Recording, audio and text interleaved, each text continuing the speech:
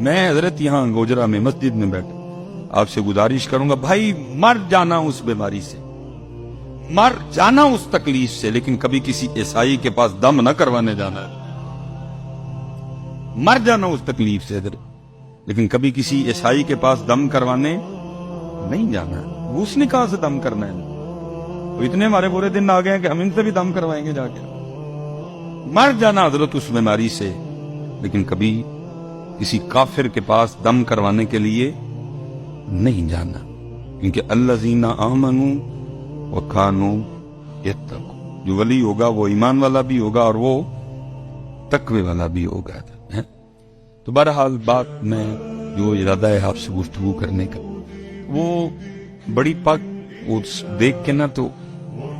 بڑے بڑے احباب اس طرح کے سوال کرتے ہیں کہ جن کی ہمیں ہوا بھی نہیں لگی کوئی بھی۔ بس مجھے جو سب سے زیادہ اکثر و پیشتر نوجوان پوچھتے ہیں کہ حضرت اسم اعظم بتائیں، تو میں پھر آگے سے کہا کرتا ہوں، میں کہتا ہوں یار اگر مجھے اتنا اسم اعظم آتا تو میں سارا دن سڑکوں پہ ضرور دھکے کھاتا ہے، پھر میرا بھی کوئی آستانہ ہوتا حضرت، میری بھی کوئی خانقاہ ہوتی۔ یہ تو بیٹا وہ راز ہے جو کسی کسی کے سینے میں ڈالا جاتا ہے،